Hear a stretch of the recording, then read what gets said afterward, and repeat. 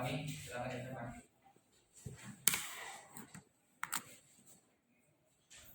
Potensi sumber daya alam. Potensi sumber daya alam adalah kemampuan sumber daya alam untuk dikembangkan yang berguna bagi kehidupan manusia serta penduduk Indonesia. Semua potensi alam baik benda mati maupun makhluk hidup yang bermanfaat bagi kehidupan disebut sumber daya alam. Adapun potensi dan sebaran sumber daya alam yang dikembangkan di Indonesia adalah sumber daya perikanan, pertanian, perkebunan, pertambangan, serta pariwisata. Klasifikasi sumber daya alam: 1. Berdasarkan jenisnya, 2. Berdasarkan sifat pembaruannya atau kelestariannya, 3. Berdasarkan wujudnya. Berdasarkan jenisnya, sumber daya alam non hayati atau biotik disebut juga sumber daya alam fisik, yaitu sumber daya alam berupa benda mati, misalnya bahan tambang, tanah, air, dan kincir angin. Sumber daya alam hayati atau biotik merupakan sumber daya berupa makhluk hidup. Sumber daya alam tumbuh-tumbuhan disebut sumber daya alam nabati, sedangkan sumber daya hewan disebut sumber daya alam hewani. Berdasarkan sifatnya, sumber daya alam yang dapat diperbaharui disebut sumber daya alam yang dapat diperbaharui karena alam mampu melakukan pembentukan baru dalam waktu relatif cepat sehingga sumber daya alam itu tidak akan habis. Berdasarkan sifatnya, sumber daya alam yang tidak dapat diperbaharui, sumber daya alam ini jumlahnya relatif tetap karena tidak ada penambahan disebabkan pembentukannya sangat lambat bila dibandingkan dengan umur manusia. Pembentukannya kembali memerlukan waktu ratusan bahkan jutaan tahun. Contoh, bahan mineral, minyak tanah, gas bumi, batu bara, dan barang tambang lainnya. Berdasarkan sifatnya, jumlah sumber daya alam yang tidak terbatas jumlahnya disebut unlimited. Sumber daya alam yang selalu ada di alam dan tidak akan pernah habis, contohnya matahari, arus air laut, dan udara. Berdasarkan wujudnya, sumber daya alam berupa benda meliputi benda padat, cair, dan gas. Berdasarkan wujudnya, sumber daya alam berupa benda meliputi keindahan alam dan tenaga surya. Sebaran sumber daya alam. Adapun potensi sebaran sumber daya alam yang dikembangkan di Indonesia adalah sumber daya kehutanan, sumber daya pertanian, sumber daya kelautan, dan sumber daya pariwisata. Yang selanjutnya saya akan menjelaskan tentang sumber daya kehutanan. Yang pertama ada hutan hujan tropis. Ciri-ciri hutan hujan tropis diantaranya curah hujannya tinggi, banyak tumbuhan kanopi. Kalau kalian mau tahu tumbuhan kanopi itu tumbuhan yang termasuk pohon teduhan yang bentuknya itu berdasarkan tanduknya, tempatnya gitu. Terus yang kemudian ada kelembaban tinggi, sinar matahari jarang masuk sampai ke tanah. Makanya kalau kalian ke tempat yang ada hutan hujan tropis itu, kalau kalian pegang tanah itu bersih lembab, makanya tanah juga akan terasa kelembaban itu. Yang kemudian ada sebaran hutannya itu ada di Sumatera, Kalimantan, dan sebagian di Jawa dan Papua. Yang selanjutnya ada hutan musim. Ciri utama hutan musim adalah jenis vegetasi sedikit, hanya satu atau dua. Saat musim hujan, daunnya lebat, namun saat musim panas akan rontok. Contohnya adalah jati, ketapang, dan sengon. Kenapa jati termasuk ke dalam hutan musim itu? Karena jati kalau misalkan di musim panas, daunnya itu akan rontok untuk mengurangi pengapan. Makanya kalau di musim panas, jati itu merontokkan daunnya supaya tidak terlalu banyak membutuhkan air. Yang selanjutnya ada hutan sabana. Hutan sabana adalah suatu padang rumput yang diselimuti oleh tumbuhan kayu tipe aksia. Jenis flora dan fauna di hutan sabana sangat minim karena kondisi curah hujan rendah. Curah hujan sabana sekitar 90 sampai 150 cm per tahun, dan suhunya saat musim hujan itu sekitar 35 derajat Celcius. Satwa-satwa yang ada di hutan sabana itu termasuk zebra, kanguru, singa, dan lain sebagainya. Sebaran hutan sabana diantaranya di Nusa Tenggara, Madura, dan Taman Nasional di Baluran. Yang selanjutnya ada hutan mangrove. Mangrove hanya tumbuh di daerah tropis saja. Ciri khas mangrove adalah akarnya menggantung dan jumlahnya banyak. Sebaran mangrove atau bakau di Indonesia ada di pantai utara Jawa, selatan Kalimantan, Bali, dan Kepulauan Riau.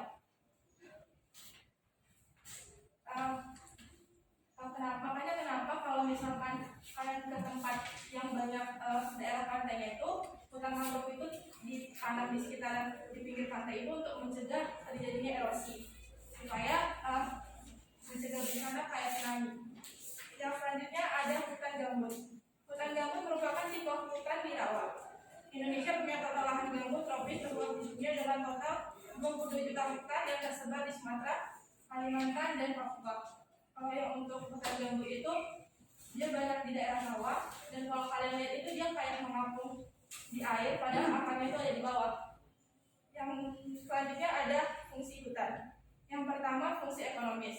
Kalau udah bicara soal ekonomis, udah terbayangkan kalau misalkan itu tentang uang. Yang kan merupakan sumber daya alam yang terkandung di hutan yang dapat memenuhi kebutuhan hidup manusia dan menghasilkan devisa negara.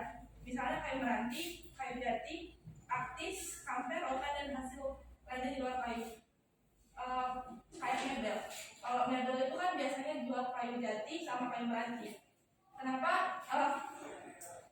Emang semua kayu nggak semua kayu sih. Banyak kayu yang bisa dibikin perabotan kayak meja, kursi, sama lemari.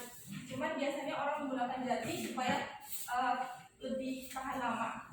Dan biasanya kalau misalkan orang yang lebih bagus dan lebih mahal, biasanya kayunya itu diambil yang umurnya lebih kuat. Sebenarnya kan cuma untuk perabotan. Kalau misalkan di daerah hutan gitu, kan nggak cuma pohon-pohon jati atau apa, ada juga pohon yang menghasilkan buah. Nah, buahnya itu bisa kalian jual kembali atau kalian olah terus kalian jual lagi untuk mendapatkan untuk menambah nilai ekonomisnya. Yang selanjutnya ada fungsi klimatologis. Hutan dapat menjaga stabilitas pola iklim dunia, suhu kelembapan, dan tingkat curah hujan. Ini kenapa di daerah pegunungan itu udaranya sejuk, karena lebih banyak oksigen yang dihasilkan dari tumbuhan-tumbuhan hijau di daerah pegunungan. Yang kemudian ada fungsi adaptif. Hutan berfungsi menjaga kesuburan tanah. Daun-daun yang gugur dan jatuh ke tanah dapat membentuk serasa dan menjadi humus sehingga menyuburkan tanah. Kalau yang ini mungkin kalian pernah nyapu halaman. Nah, kalau misalnya nyapu halaman kan biasanya kebanyakan daun-daunnya. Nah, kalau daun-daunnya itu kalian sapu kan banyak yang bilang nggak usah dibuang ke tempat sampah, tapi taruh di tumbuhan-tumbuhan aja, di tanah-tanah tumbuhan. Karena di dalam tanah itu ada penguraian, yaitu cacing. Nah, makanya nanti kalau misalkan daun-daunnya bukan taruh di situ, itu bakal bikin tanahnya jadi gembur. Nah, selanjutnya ada fungsi hidrologis. Hutan dapat menjaga kondisi dan stabilitas cadangan air tanah. Air hujan akan diserap oleh akar pohon dan menjadi cadangan air tanah. Kalau yang ini, kalau di daerah Jakarta itu langganan banjir. Nah, kenapa menjadi langganan banjir? Karena emang pohon-pohon di sana kan minim. Jadi nggak ada pohon untuk menyerap air. Apalagi selokan di sana kan banyak yang tersumbat karena sampah. Makanya pemerintah menyarankan kita untuk melakukan reboisasi. Yang selanjutnya ada fungsi hidrologis. Hutan dapat menjaga kondisi yang terakhir fungsi konservasi. Hutan dapat menjaga kelestarian alam. Jika hutan ditebang akan mengakibatkan meluasnya lahan kritis di Indonesia. Hutan kan tidak cuma buat bikin perabotan atau tentang ekonomis kan. Ada juga satwa, tumbuhan, flora dan fauna yang tinggal di sana. Makanya kalau misalkan hutan kita lestarikan, bakal banyak hewan yang bisa hidup di sana. Jadi kita nggak perlu bikin kebun binatang, karena kan emang hutan itu tempat asli binatang. Selanjutnya, contoh dari sumber daya dan pengelolaan dan persebaran di Indonesia yaitu sumber daya pertambangan. Pertambangan adalah suatu kegiatan yang pengambilan, endapan, bahan galian harga dan bernilai ekonomis dari dalam kulit bumi, baik secara mekanis maupun manual, pada permukaan bumi, di bawah permukaan bumi dan di atas permukaan air. Contohnya ada minyak bumi. Minyak bumi merupakan hasil proses alami berupa hidrokarbon yang dalam kondisi tekanan dan temperatur atmosfer berupa fase cair atau padat, termasuk aspal lilin, mineral atau ozokerit, dan bitumen yang diperoleh dari proses penambangan. Sedangkan minyak bumi ini sebagian besar temukan di Pulau Sumatera, sementara itu sisa yang temukan di Pulau Jawa, Kalimantan, dan di daerah Papua, Maluku, dan Sulawesi. Contoh yang lain yaitu gas bumi. Gas bumi adalah hasil proses alami berupa hidrokarbon yang dalam kondisi tekanan dan temperatur atmosfer berupa fasa gas yang diperoleh dari proses penambangan minyak dan gas bumi. Cadangan gas bumi nasional terbesar dan tersebar di seluruh wilayah Indonesia. Contoh yang lain yaitu batu bara. Batu bara adalah endapan senyawa organik karbon yang terbentuk secara alamiah dari sisa tumbuh-tumbuhan yang mengalami perubahan tekanan dan suhu dalam waktu jutaan tahun. Dari seluruh sumber daya dan cadangan batu bara, sekitar 50% ada di Pulau Sumatera, 49,6% di Pulau Kalimantan, dan sisa yang tersebar di pulau lain. Contoh yang lain ada emas dan perak. Emas dan perak ini merupakan logam mulia yang memiliki nilai ekonomi yang tinggi. Emas dapat ditemukan sebagian besar di Sumatera dan Pulau Jawa. Selain itu, emas ditemukan juga tersebar di Pulau Kalimantan, Jawa, Sulawesi, Nusa Tenggara, Maluku, dan Papua. Contoh yang lain adalah tembaga. Umumnya biji tembaga di Indonesia terbentuk secara magmatik. Pembentukan endapan magmatik dapat berupa proses hidrotermal dan metasomatisme. Logam tembaga mendukung industri peralatan listrik dan telekomunikasi. Potensi tembaga ini terbesar di Indonesia terdapat di Papua dan tersebar di sekitar Jawa Barat, Sulawesi Utara, dan Sulawesi Selatan. Contoh yang lain ada bauksit. Bauksit adalah biji utama pembentuk aluminium yang terdiri dari kelompok mineral aluminium hidroksida, dan penambangan bauksit terbesar ada di Pulau Bintan. Selanjutnya ada nikel. Nikel berasal dari pelapukan batuan ultrabasa. Potensi nikel ditemukan di Pulau Sulawesi, Kalimantan dan Nusa Tenggara, Maluku, dan Papua. Yang lain ada timah. Biji timah ini terbentuk akibat proses intrusi magma. Potensi timah di Indonesia terdapat di Pulau Singkep, Pulau Karimun, Jundur, hingga Bangkinang di daratan Sumatera bagian utara, dan lanjut hingga Pulau Bangka, Pulau Belitung, dan Pulau Kalimantan. Contoh yang lain ada intan. Intan merupakan kristal yang memiliki nilai ekonomi yang sangat tinggi. Intan termasuk mineral karbon yang berupa kristal jernih dan memiliki tingkat kekerasan mineral yang tertinggi. Penambangan intan yang besar di Indonesia terdapat di Martapura, Kalimantan Selatan. Contoh yang lain ada mangan. Mangan digunakan sebagai proses produksi baja. Potensi tersebut ditemukan di Pulau Sumatera, Pulau Riau, Pulau Jawa, Pulau Kalimantan, Pulau Sulawesi, Nusa Tenggara, Maluku, dan Papua. Contoh selanjutnya ada pasir besi. Pasir besi terdiri dari mineral opak yang bercampur dengan butiran-butiran dari mineral tembaga. Pasir besi ini diantara lain dapat ditemukan di Sumatera, Lombok, Sumbawa, Sumba, Flores, dan Timor. Selanjutnya adalah sumber daya kelautan. Potensi sumber daya laut Indonesia tidak hanya berupa ikan, tetapi juga yang berada di bawah permukaan laut. Indonesia memiliki potensi sumber daya perikanan yang sangat baik dari segi jumlah dan keanekaragamannya. Menurut Departemen Kelautan dan Perikanan, potensi perikanan laut Indonesia terdiri atas perikanan pelagis yang tersebar hampir di semua bagian laut Indonesia. Di Indonesia bagian barat, jenis ikan yang banyak ditemukan adalah ikan pelagis kecil. Di Indonesia bagian timur banyak ditemukan ikan pelagis besar, cakalang, dan tuna. Contoh dari sumber daya kelautan ialah 1. Hutan mangrove. Hutan mangrove adalah hutan khas yang hidup di sepanjang pantai di daerah tropis yang dipengaruhi oleh pasang surut air laut. Banyak terdapat di pesisir timur Sumatera, pesisir Kalimantan, dan pesisir selatan Papua.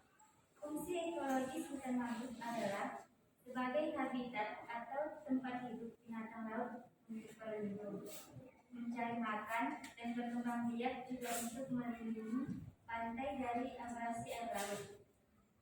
Fungsi ekonomis hutan mangrove berupa nilai ekonomis dari kayu pepohonan dan mangrove hidup yang ada di dalamnya. Hutan mangrove juga dihuni oleh beragam jenis fauna. Selanjutnya adalah terumbu karang. Terumbu karang adalah terumbu atau batuan sedimen kapur di laut yang terbentuk dari kapur yang sebagian besar dihasilkan dari koral atau binatang yang menghasilkan kapur untuk kerangka tubuhnya. Jika ribuan koral membentuk koloni, koral-koral tersebut akan membentuk karang. Dan contoh selanjutnya adalah padang lamun. Padang lamun adalah tumbuhan tinggi yang sudah sepenuhnya menyesuaikan menyesuaikan diri hidup terendam di dalam laut. Lamun tumbuh subur di daerah terbuka pasang surut dan perairan pantai yang dasarnya berupa lumpur, pasir, kerikil, dan patahan karang mati dengan kedalaman sampai 4 meter. Manfaat lamun di lingkungan perairan dangkal adalah sebagai produsen primer, habitat biota, penangkap sedimen, dan pendaur jet hara. Selanjutnya adalah sumber daya pariwisata. Wisata adalah kegiatan perjalanan yang dilakukan oleh seseorang atau sekelompok orang dengan mengunjungi tempat tertentu untuk tujuan rekreasi, pengembangan pribadi, atau mempelajari keunikan daya tarik wisata yang dikunjungi dalam jangka waktu sementara. Dalam lingkup ASEAN, wisata Indonesia berada di peringkat 4 setelah Singapura, Malaysia, dan Thailand. Ada 3 bentuk potensi pariwisata di Indonesia. Yang pertama adalah wisata alam. Wisata alam adalah bentuk kegiatan rekreasi dan pariwisata yang memanfaatkan potensi sumber daya alam, baik dalam keadaan alami maupun setelah ada usaha budidaya. Daya tarik wisata ini berupa keanekaragaman dan keunikan lingkungan alam. Hal ini terdapat baik di wilayah perairan laut maupun daratan. Yang kedua, wisata budaya. Wisata budaya adalah perjalanan yang dilakukan untuk memperluas pandangan hidup dengan cara mengunjungi tempat lain atau keluar negeri untuk mempelajari keadaan rakyat, kebiasaan dan adat istiadat mereka, cara hidup serta kebudayaan dan seni. Ketiga, wisata buatan. Wisata buatan adalah kegiatan rekreasi dan pariwisata yang memanfaatkan objek wisata yang sangat dipengaruhi oleh upaya dan aktivitas manusia. Wisata buatan mencakup wisata MICI atau pertemuan intensif, konvensi, dan pameran, serta wisata olahraga dan wisata terintegrasi. Konsep pembangunan berkelanjutan. Pembangunan berkelanjutan adalah proses pembangunan yang berprinsip membangun kehidupan sekarang tanpa mengorbankan pembangunan kehidupan generasi masa depan. Pembangunan berkelanjutan artinya memperhatikan dan mempertimbangkan dimensi lingkungan hidup untuk memperbaiki kerusakan lingkungan hidup. Pemanfaatan sumber daya alam dengan prinsip pembangunan berkelanjutan yaitu sumber daya alam dimanfaatkan untuk sebesar-besarnya kemampuan rakyat dengan tetap memperhatikan kelestarian fungsi lingkungan hidupnya. Dengan demikian, sumber daya alam memiliki peran ganda yaitu sebagai modal pertumbuhan ekonomi dan sekaligus sebagai penopang sistem kehidupan. Demikian presentasi kelompok kami. Kalau ada pertanyaan, kami persilakan. Oke, sebutkan nama dan kelompok ya. Kalau bisa bertanyanya tanpa ibu yang manggil namanya. Ayo, ada? Ya, silakan nama dan kelompok. Nama saya Ella Dalagan dari kelompok 6. Saya ingin bertanya tentang sumber daya pariwisata. Sumber daya alam pariwisata di Indonesia. Jadi di sini katanya ada 3 potensi pariwisata di Indonesia. Jadi bisa nggak disebutkan di situ contoh dari wisata tersebut yang meliputi dari 3 potensi tersebut? Oke, bagus. Terima kasih.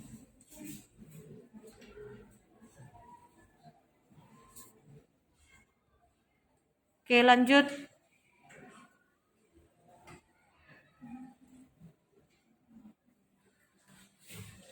Perkenalkan, nama saya Gideon Abu Binti. Di sini saya mau bertanya. Kelompok berapa, Gideon? Saya dari kelompok 6. Di sini saya mau bertanya, bagaimana usaha guna melestarikan sumber daya alam yang ada di Indonesia? Sekian, terima kasih. Bagus. Pertanyaan saya adalah, bagaimana usaha guna melestarikan sumber daya alam yang ada di Indonesia?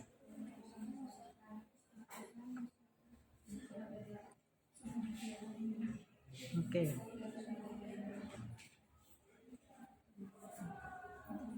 Itu ada 1, 2, 3, 4, 5, 6. Masih 2 kurang. Ayo. Nama kelompok. Perkenalkan, nama saya Putri Tersia, saya kelompok 1. Hmm? Saya ingin bertanya kepada kelompok 3, apakah kemungkinan sumber daya alam yang di Indonesia habis dan apa yang akan terjadi jika sumber daya alam itu habis.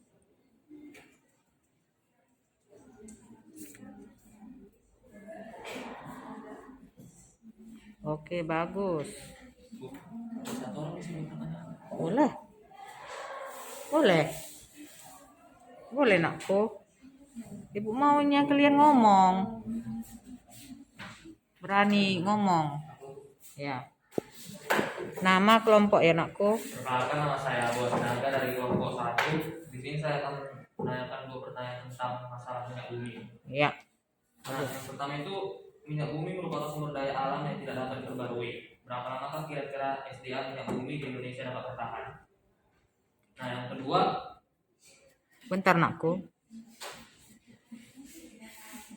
Ya. Oke. nah yang kedua itu bagaimana langkah nyata yang telah dilakukan oleh pemerintah di mana ada perbincangan mengenai cadangan minyak bumi dunia, terutama Indonesia yang semakin menipis. Sekian, terima kasih. Yang kedua, bagaimana langkah nyata yang telah dilakukan oleh pemerintah di mana ada perbincangan mengenai cadangan minyak bumi dunia, terutama Indonesia yang semakin menipis.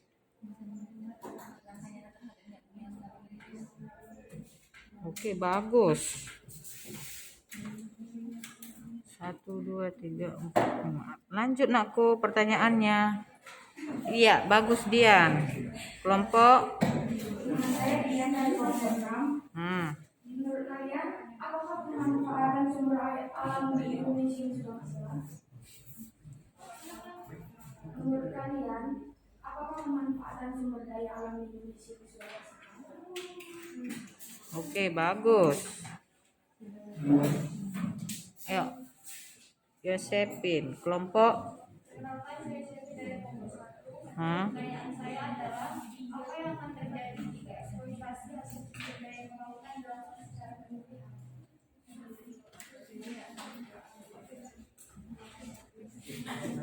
Berlebihan ya. Oke. Udah, masih ada, nakku? Ya. Oke, bagus. Ayu. Ayu, kelompok.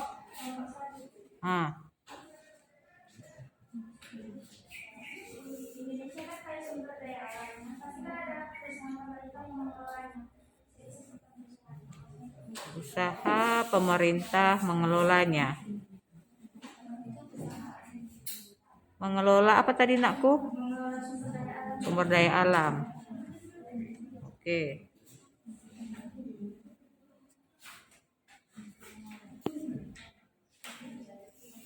Oke, masih ada?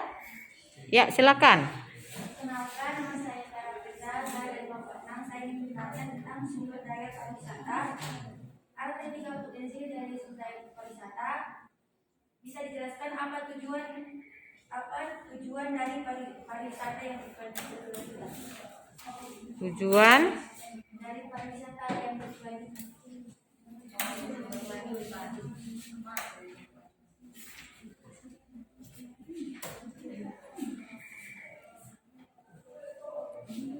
Oke, bagus. Masih ada? Udah? Oke, tinggal menjawab. Boleh secara acak. Tapi nanti sebutkan nama. Sebutkan nanti namanya ya, nakku. Nama saya, misalnya Jericho, akan menjawab pertanyaan dari Ella. Sebutkan pertanyaannya. Ayo. Bagus-bagus semua pertanyaannya. Dan Ibu senang kali tanpa Ibu panggil sudah mau inisiatif sendiri untuk bertanya. Sudah senang kali, Ibu. Ya, bagus-bagus semua pertanyaannya. Dan inisiatif sendiri.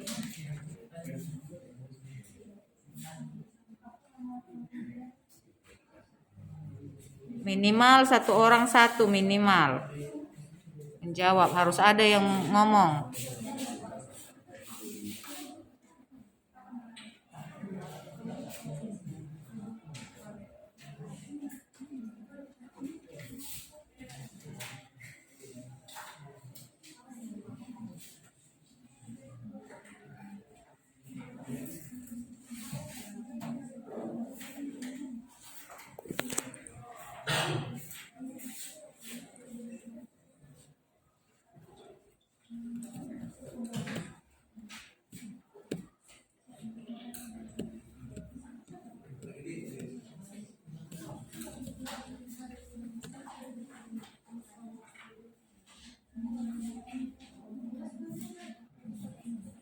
Udah.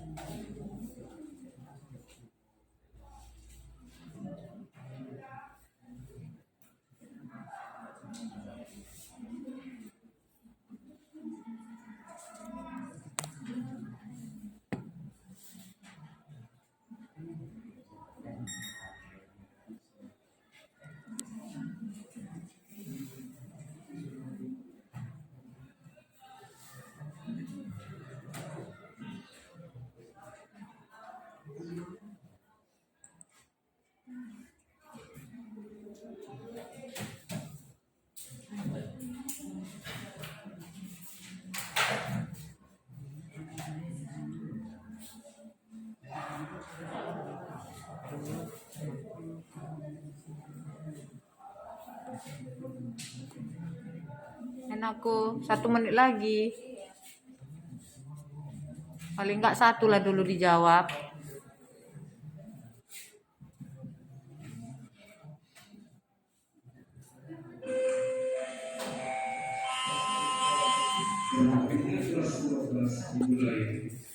Baik, saya akan menjawab pertanyaan dari alam kelompok 6. Pertanyaannya adalah sumber daya alam sumber daya serta Indonesia pada menjadi potensi yaitu alam, buatan dan budaya. Contohnya ialah Taman Wisata Alam Tangkuban Perahu Jawa Barat, Taman Wisata Alam Grojogan Sewu di Tawangmangu Jawa Timur, Taman Wisata Alam Binti Kayu di Palembang Sumatera Selatan, Taman Wisata Alam Gunung Papandayan di Garut Jawa Barat, Taman Wisata Alam Tolongwarno atau Telogok Penyelon di Wonosobo Jawa Barat, dan Taman Wisata Alam Angke Kapuk di Kapuk Jakarta.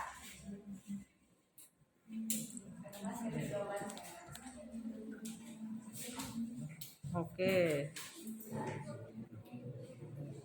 Udah? Oke, udah ya. Kita lanjut nanti di sesi berikutnya untuk pertanyaan selanjutnya ya. Tutup dulu untuk hari ini. Demikian. Sekian dari kelompok kami.